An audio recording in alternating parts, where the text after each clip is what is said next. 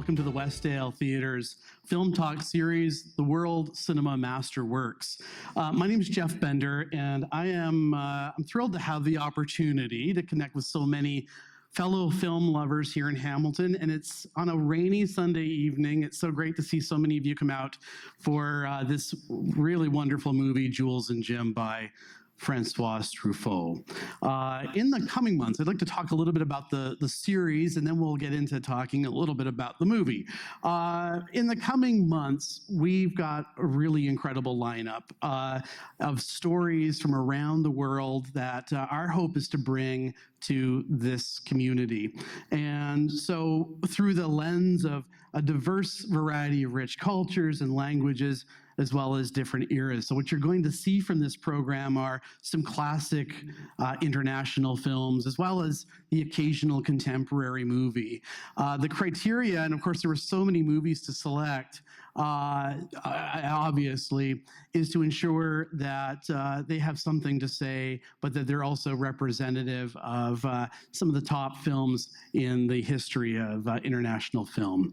I would also say that the films in the program, they're perennial favorites for those of you that are familiar with international cinema. And for some of you, this may be a new experience. And I'm wondering just how many of you have not seen Jules and Jim before? Just a show of hands. Fantastic. Imagine your first experience with this movie in a movie theater. So we're very, very excited to have the opportunity in Hamilton to show these wonderful masterworks. So where to begin? Well, we had so many countries, so many cultures to explore, and so we thought the best place to really start would be where cinema really began to come to life, and that's France. If you go back over 120 years ago to 1895, when the Lumiere brothers exhibited films commercially in Paris with their short films, to the early advent of film special effects by Georges Méliès, what better place to start than, of course, in France? We will look to other regions as well in October when we ship off to Italy, and then in November to India, and December, Sweden. But however, when we look at France and French film, instead of navigating through film history chronologically, we've opted to drop ourselves into one of the most vital moments of film history, and we did a turning point in the way movies would be made, La Nouvelle Vague, or the French New Wave, and specifically with tonight's feature from 1962, Jules and Jim. So before we turn down the lights, I wanted to speak briefly on this film movement and why it's important. If we go back to the 1950s, to the Cahiers du Cinéma, the Parisian film magazine that during this time employed film critics who, during post-war France, were starving for culture through film. During the Nazi occupation in the 40s, they didn't have access to movies. And after the liberation, the one industry that had not stopped producing films was Hollywood USA, who provided the stories and images that would have a direct influence on these young minds. I'm referring to people like Claude Chabrol, Jacques Rivette, Eric Romer, Jean-Luc Godard, and the director of tonight's feature, Francois Truffaut.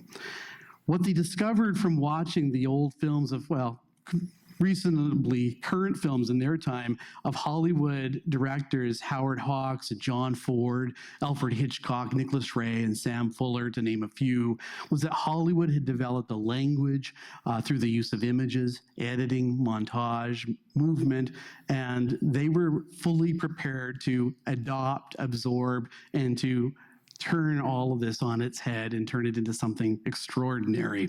But what they found as they were becoming self-taught was that these technicians of film, of which people like Howard Hawks considered himself, were more than that. If they looked at their entire body of work, they were artists.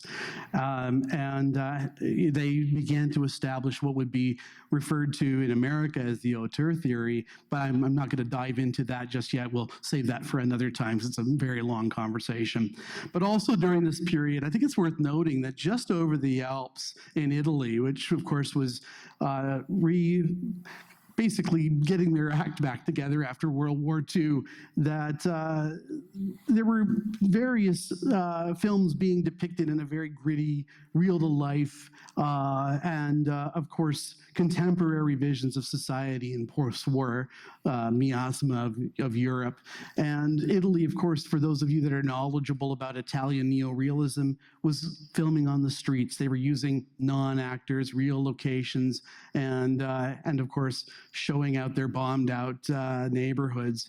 By the time people like Truffaut began to write for Cahiers de Cinema in the 50s, they were beginning to really lose patience with the dull period dramas that were being created in their own country.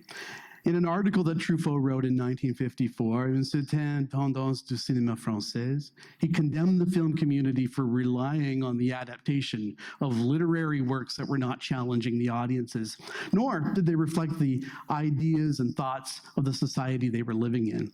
And as we know, war changes societies, and sticking to traditional methods and stale narratives at a time that this culture was questioning who they were, what was their identity, and who did they wish to become was not going to get them there.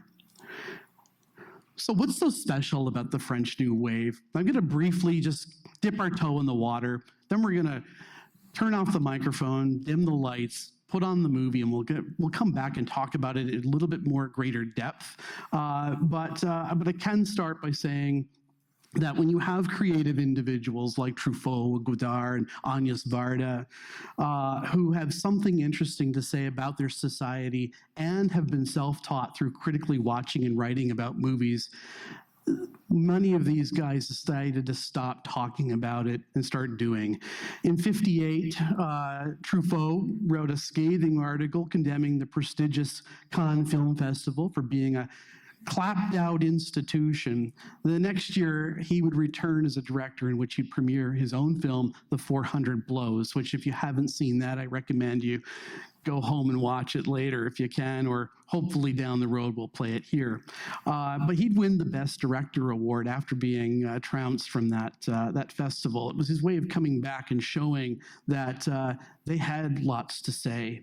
The international success of this semi-autobiographic film of a disillusioned young man who's trending toward a life of crime opened the floodgates for other filmmakers to pick up a camera and get to creating. There are a couple things to take note that would influence the look and feel of the French New Wave. Number one, these filmmakers did not have any money. They didn't have many production companies backing them. And secondly, the camera technology had changed considerably. Both of these variables would allow for a truly verdant period of experimentation and creative liberty that would really get the world's attention. During the war, and in regards to the camera usage, they needed to carry cameras into battle zones that were inaccessible and could move around. And so it prompted the development of lighter equipment that were basically handheld. The reason I'm bringing this up is that, and what it meant for the filmmaking, was that cinematographers could move much more freely. They could get close to the camera's subjects. As a result, you see a lot of on-location street scenes, shots from rooftops, extreme close-ups, and intimate and complex stories about people and themes that had never really been addressed as frankly before, like sex and violence, class and equality, freedom of expression, the likes of which had really never been broached in the way that you're going to see in Jules and Jim tonight. So before we get into the film, I just would hope that you'd go in with an open mind, enjoy this experience. When we come back, like I mentioned, we'll talk more about the French New Wave, and I will look forward to hearing your personal impressions and what you felt about Jules and Jim. So hope you'll enjoy, and we'll talk when we get back. Thanks so much, everyone.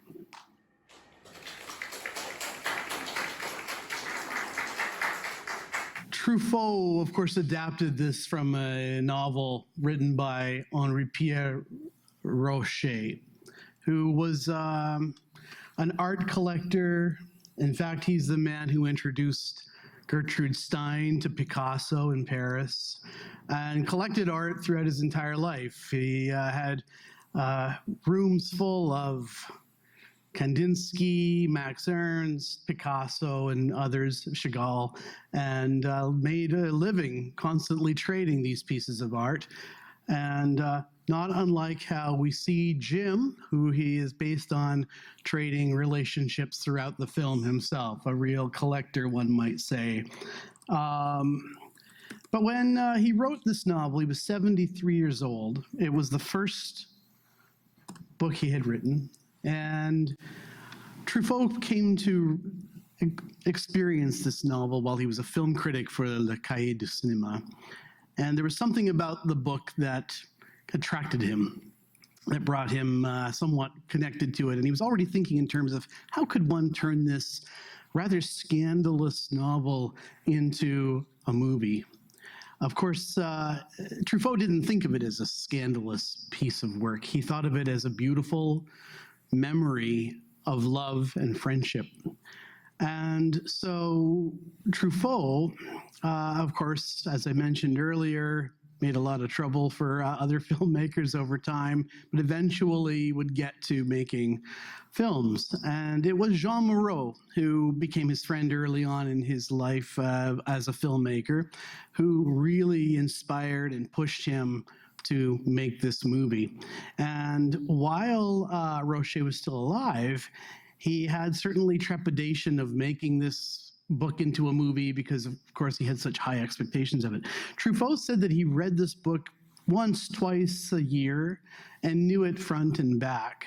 And one thing that he recognized, being a film buff, he's a man who would have preferred to live in a movie theater than to ever experience life outside of it, was that for up to the history of film, there's always, and stories, there's always been this love triangle. There's always been these stories of a woman falling in love with two men.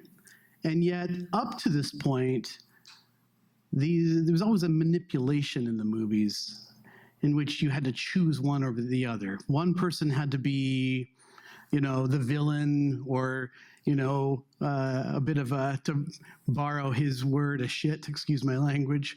And it was made it very easy for you to say, he should be, or she should be with that man. What intrigued him mostly, thanks Neil, what intrigued him mostly was that he could tell a story in which really all of the characters had their charms, had their hang-ups, had their proclivities, and also had sort of their sour points, for lack of a better expression, and that we could leave it up to all of you to choose whether or not you think that one person's perhaps a little better than the other, or maybe, as Truffaut's influence and one of his own French film idols, Jean Renoir, says about his movie, The Rules of the Game, everybody has their reasons. Who hasn't fallen in love and not been very nice to somebody at one time or another. And so as we're recovering from the final scenes of this movie and the relationships and the passions in this film, I'm really curious to know what your thoughts were about this experiment, of this relationship amongst those three friends. Any thoughts or anything to add from anybody in the audience? It became an incoherent hysteria. At what point? Could you pinpoint it? Incoherent hysteria. I got lost among all the double crosses and foibles, but at some point it became front of mind that this was off the rails. That what could have been romantic became crazy. So what could have, for those that couldn't hear, the gentleman is mentioning what could have been romance becomes crazy. It becomes off the rails. It becomes something that cannot be sustained.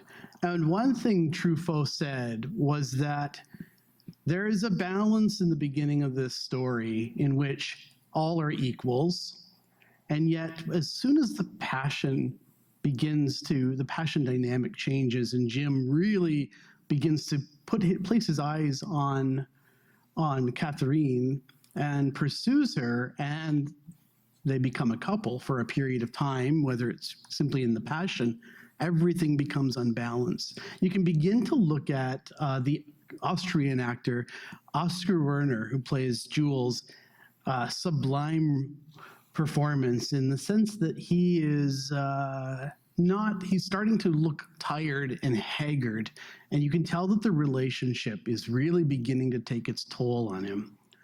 There's a point when they're coming from the theater, pre-World War I, the beautiful moments of the movie where it's just light and young people in love.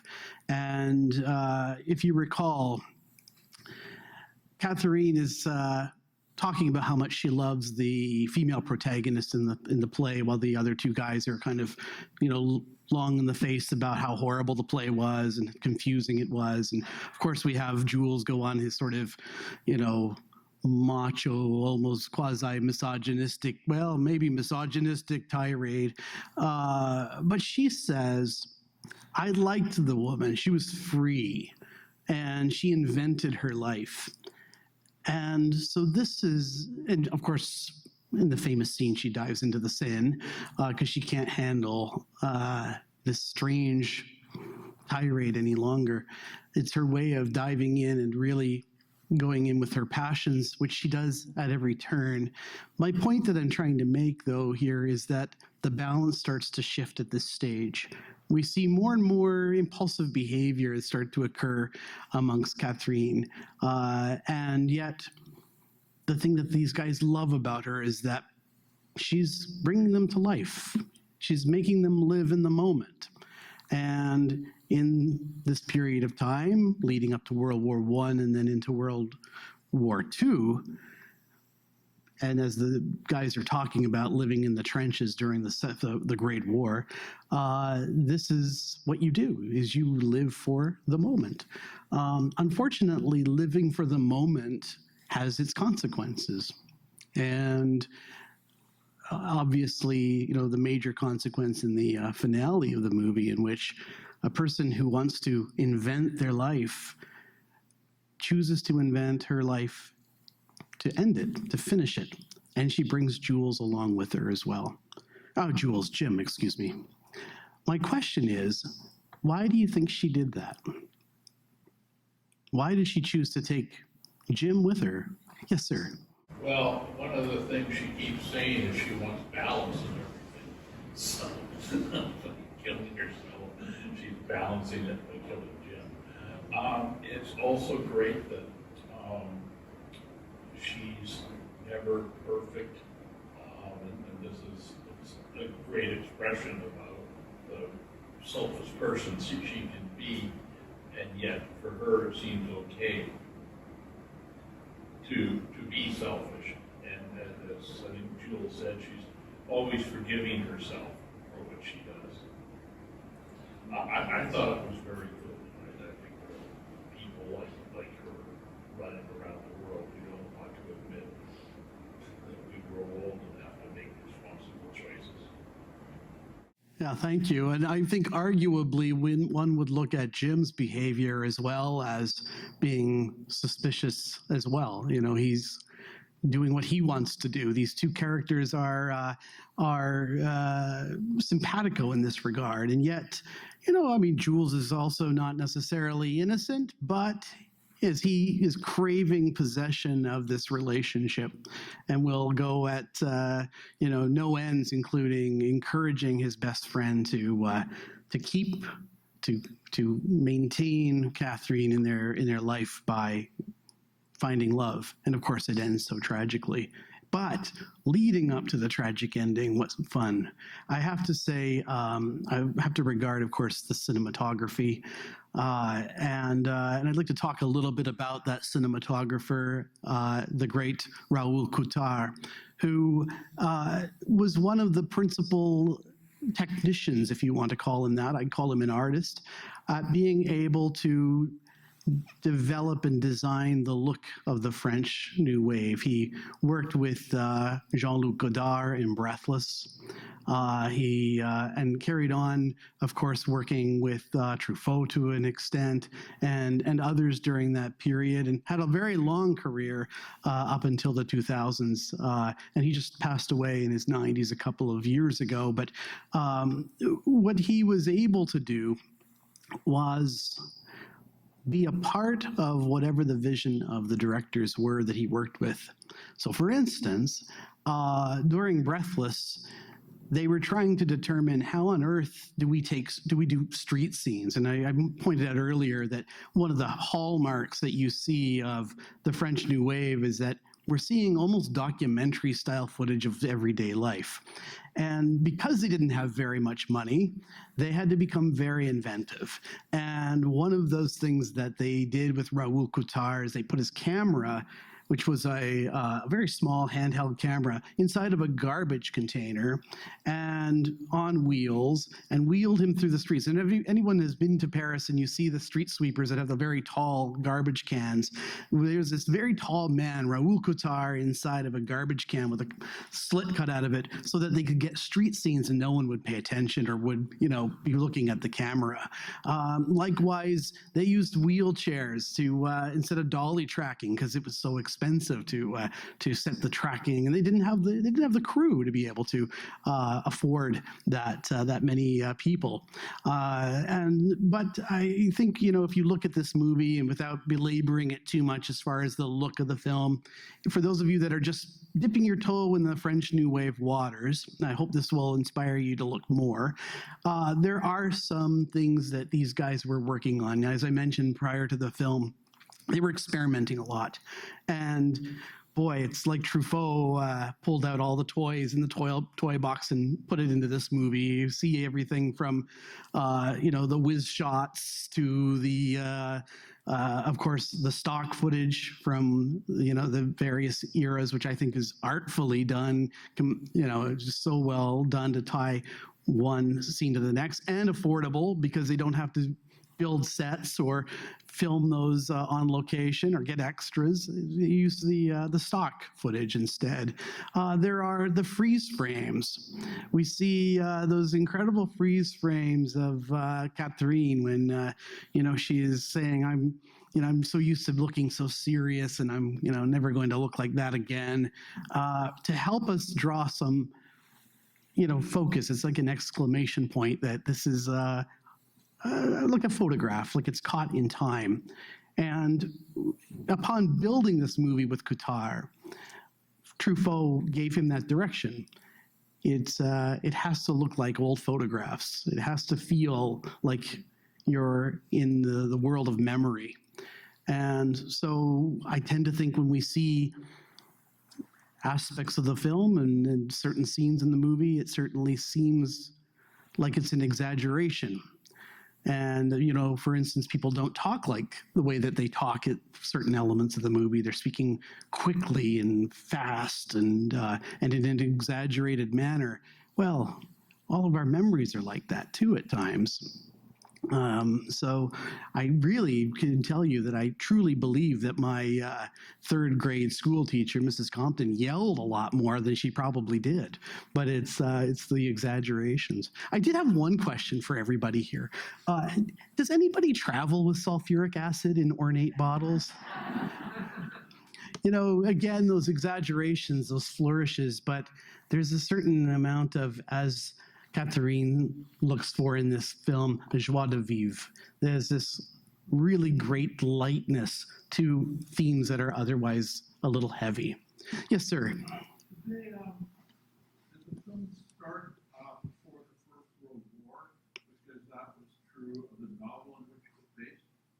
That's correct. So they did begin around 1912, I believe, at the end of the Belle Epoque. And a lighter time. Things aren't so serious. And it shows in the dress, it shows in the behavior. And of course, these are young people who are are still in the process of growing up and moving from their teens to adolescence. The film is it spans 25 years from 1912 to 1937, right to, as we see in the book burning scenes in the theater, the coming wave of Nazism and fascism in Europe. Let's see, other questions that I can address. Ron? How was the film received in North America? Very well. In fact, Jules and Jim was a success, and a success in France, but particularly in North America. There were a couple of students from Harvard that sponsored the film, and it played for many years in places like New York, and but yeah, very well received. As a matter of fact, Truffaut became much more embraced by America than he did by France. The French were very tough on him, but I guess he had a little karma with how tough he was with all of the contemporaries of the 1940s and 50s. They did quite well embraced, as were most of the directors from the French New Wave. I think, if you think about the influences as well, 1962, this movie comes out. It made quite a stir, as did the 400 Blows, as did Breathless. I mean, it was like a new star in the firmament of the universe for Hollywood. And if you think, there's this just change that's happening in Hollywood. Many of the old guard are starting to wind down, and there are a lot of new filmmakers that have entered the scene. And just in a few years after this, these guys are flocking to the theater. Warren Beatty and Arthur Penn. Arthur Penn directed Bonnie and Clyde, but Warren Beatty was looking for someone like Truffaut or Godard to come to America and to film Bonnie and Clyde, and they very close to doing it, but they had conflicts in their schedule and were not able to do so. But that had that influence, and it still has influence. I don't know if there were any movies that you've seen, even more contemporary films, that you could say, I wonder if they got that from Jules and Jim or from the French New Wave. And I can tell you that Scorsese has been cited for directly saying that Jules and Jim inspired him for Goodfellas in 1990. So we're talking nearly 30 years later, but it's the freeze frames, it's the voiceover narration, which doesn't always work in movies, but worked, I think, quite well here. And it's this fast pace, particularly early on in the film, where it's going at, like a rocket to indicate what that distance of time was like in the passing of time. So major influences there. Yes, sir. We saw this movie the first time in 1967, and it was at a church just off campus. And literally the town was named Normal, Illinois. Normal, Illinois? And there was a normal theater. A lot. And which is still there and is kind of like Westdale. They were showing wonderful art movies in those days. And it was like a complete change of life from normal. And all of a sudden you knew that there was France and Paris and culture and people who would make love and talk in different ways, and they would have a difficult time following the conversation that was going on. It was just like an entire change of pace. And we sort of thought maybe somebody would go there. So the Normal, Illinois is where you saw Jules and Jim in a church, I might add, which... So it was our second date. First date was taking of a shrew. I'm sorry to see a thread here. Yes. Anyway, the family would go to the same movie and enjoy the same movie. And so forth. That always bodes well for a relationship, doesn't it? I wanted to mention about the church is that the Legion of Decency in the United States wanted nothing to do with this movie. I mean, the idea that no one that this kind of relationship could exist was not allowed. And there's this great story in which, earlier, a couple of years earlier, La Dolce Vita came out with Federico Fellini, and they had the same kind of challenges. And so Janice, who distributes this film, had Fellini come over and schmooze and charm the Legion of Decency, the cardinals or the bishops, and they're like, "Oh, okay, yeah, no, La Dolce Vita it's fine. We understand it now that you've come and explained it to us." They said the same thing to Truffaut. You've got to come over because they were not going to let this movie be distributed. It's going to be very challenging, and Fellini's gregarious. He's the kind of guy that embraces people and makes them feel wonderful about themselves, whereas Truffaut's this tiny, diminutive, shy man who really doesn't, he would rather be in a dark theater or be by himself than have conversations with people. I'll give you an example. When he on set would have to give notes, he wouldn't come up and talk to the actors. He would write them a letter and send it to them and let them process it a little bit. So when he came over to New York to talk to the Legion of Decency, which sounds like such an interesting name, the Legion of Decency, they said, well, this movie won't pass. And he's like, but it's just a movie about friends and love and the sort of trials and tribulations and headaches that they get and the pain that they cause one another, it's universal.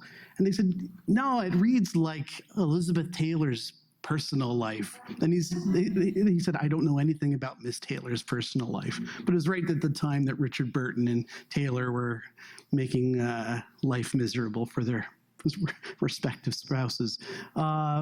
So as a matter of fact, they basically said, no, we'll walk from it, Ron.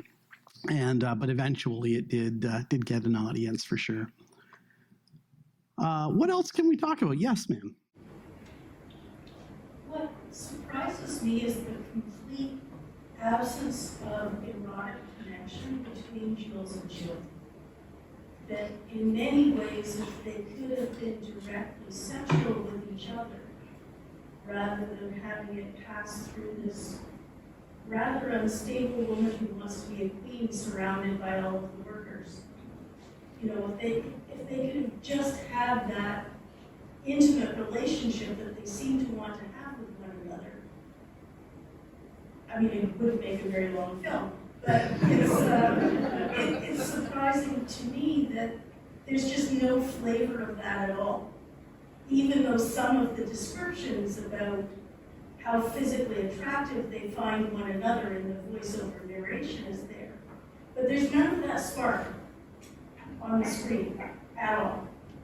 Like at some point when, one of them is thrown out of Catherine's room, you sort of wish he'd go into the bedroom with the other guy and, cut her out of the whole process. I'm having an intriguing thought. But I tend to think that that's not in Jules, even if he had the attraction. There's something in which Jules plays it safe. And, he even talks about how he must really, has this sort of environment within which he works in and that he's comfortable with. And I think that type of a risk in that period of time, I don't know. I'm not sure. It's a very interesting idea. But I tend to think this is why we have Catherine, who is not really doing well in this relationship, is because Jules is not that kind of adventurous person that she's looking for. That person who, when she jumps into the Seine, his reaction is not one of passion, but it's what am I going to lose here? I'm not so sure. I don't know if he had it in him, but interesting idea. Yes, sir. Oh, yes, I thought I saw a hand up, but it could have been a mask adjustment. Sorry. Yeah, I agree. I was going to say earlier that I think Jules and Jim should have got together and adopted Catherine somewhere. Obviously, that wouldn't happen in a movie from 1962. That's why there was probably no subtext, because it was from 1962. Well, and yet they do talk a little bit about, there's a tiny little reference. Like, that's still taboo for some movies today, unfortunately. But that would have been awesome because Catherine was kind of crazy the way I kind of looked at it personally. I just thought she was nuts. And I'm not saying Jim was necessarily a good person, but she was just kind of nuts and also not very nice to anybody. I think when she was not able to control her environment, and this is where I think the claws come out with her. I think there's some wonderful things about all of them. And yet with Catherine, I think that there's I tried to imagine what she was encountering coming from the streets of Paris, this exciting life, and then going out to the Black Forest somewhere in a land far away from her culture, and just how horrible it must have been for her. And she wanted to invent a life. She's play acting in the very beginning, and then one of those most charming scenes in movies where she's running across a bridge as a man, and she's embracing being able to create whoever she wants to be. Then she's turned into, and they call her this, a great mother, a great housekeeper, a wonderful wife. And she's defined as these things. It's just, there's no ability to spill over into what she wants to do. And so it's the affairs, it's lashing out. And you know, I don't think that that's the best way to necessarily have a relationship, but it's, I think, all she knew. She's all in, all or nothing at all. Yes, sir. Could you explain a little bit, one of the narrative lines was about having children, and the character of Sabine was quite prominent at a certain point, quite lovely. And she disappears from the film, and the importance of Jim and Catherine having children and not achieving it, and yet Sabine, you know, who I suppose was an exemplar of the possibility of what a child can do to the relationship, disappears from the film. It's always so convenient in movies, isn't it? When it's like, I think we've had enough of the child, and let's put her off to boarding school somewhere, and she's off somewhere having a good life. I really don't know what happens to this little girl, to be honest. You're absolutely right. Why? When Albert, by the way, is actually open to taking on Sabine, mother and daughter, and having a family together with them. It's a great question, but I don't know the answer to it. Does anybody else have any speculations? Yes. I think in terms of the movie, Sabine just became completely irrelevant to the plot, so we didn't see a reason to keep having to direct the child, most likely. It's very possible. It could be they couldn't have access to this child anymore. I'm only speculating. We do like directing children, which I think a lot of directors don't, from what I've heard. And that's just not necessary, so they just like, they could have explained it, like, oh, she's with her grandmother, I don't know, but no, she just disappeared. Yeah, well, then of course, yeah, I wish I could answer your question. I don't know. I'll do more research.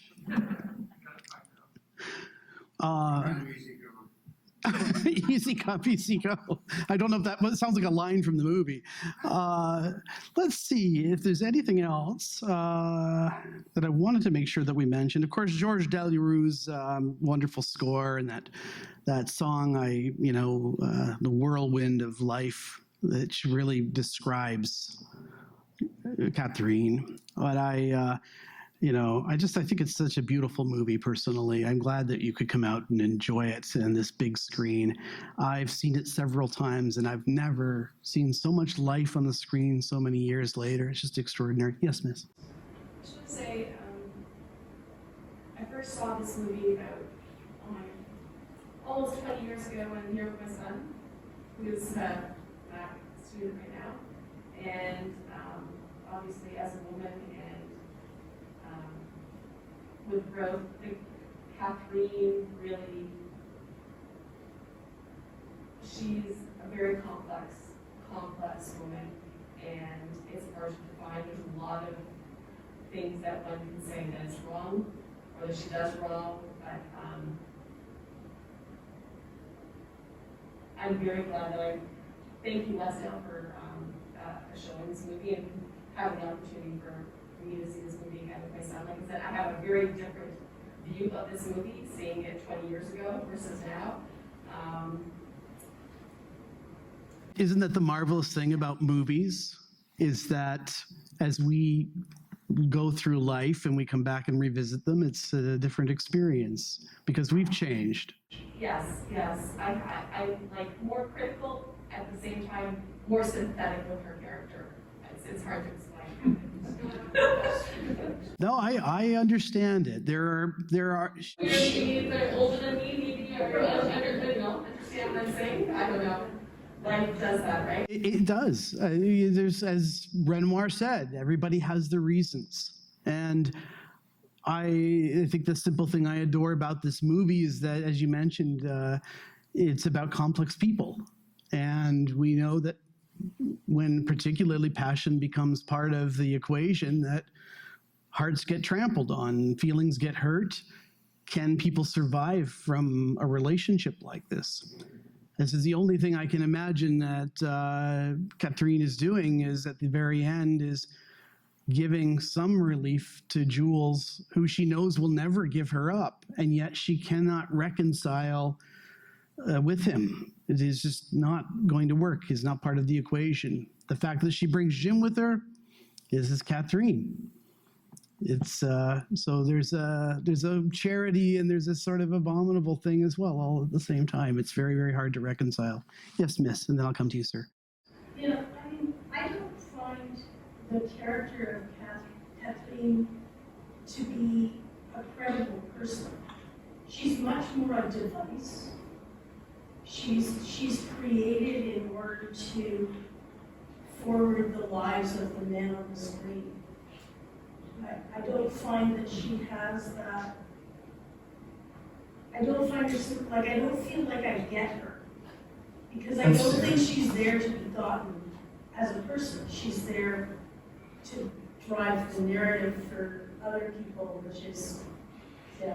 But in terms of why she takes Jim with her, I think it's to go into it at zero. If he's gonna leave her life, she's going to leave his life, and she's going to take him with her. She's not going to let him go. She's not going to let him leave her orbit. She's going to have the control of that. But she's always very interested in keeping the balance, as you pointed out previously. Yeah, that's well put. Thank you for that insight. This is what I love about having an open conversation about the films. I should mention, last year, as we were knee deep in eyes deep in this pandemic, that the Westdale had one of the greatest ideas, and that was to utilize technology to create film clubs through Zoom. And I was, very happy to be able to help facilitate a couple of those clubs, including the International Film Club. And it's the kind of dialogue we're having this evening in a large theater with a movie on a large screen that makes me so happy to know that we can bring a community together. Sir, you had a comment. Yeah, just before we go, I was wondering if you could say a few words about Truffaut's follow-up movie, his next movie. Two English girls. That's what it is. I'm not sure what it is, but I don't know. Yes. Fair night, 4 o'clock mornings. Well, that was a little bit later in the 70s, and he came back with Oscar Werner, and which was an okay movie, but it's another. When I think about follow-up, I'm thinking about the author Henri Pierre Rocher, who wrote another book, which was Two English Girls, and it's switching the roles around. It's a young man played by Jean-Pierre Léaud, who you see in 400 Blows and is basically Truffaut's alter ego, they say. I mean, it's kind of a loose interpretation. But I would certainly seek, if anyone has the Criterion channel, I believe it's on there presently, but it switches things around. It's a bit more complex, I think. And one thing I can say about it is that Truffaut had some personal criticisms of Jules and Jim. He felt that he treated the love affair and the fallout, the consequences, far too lightly. he felt that, it maybe was not the way to present it in retrospect. But he goes back and makes this other movie, and he treats it much more harshly. I think you'll see it's not nearly the light film that Jules and Jim was for the most part. But a quick note about the lightness is that's what he derived from the novel. Was that here's a man who, as he explained, Rocher at the age of 73. Imagine it's never too late for any of us to write books, I guess, or start new things.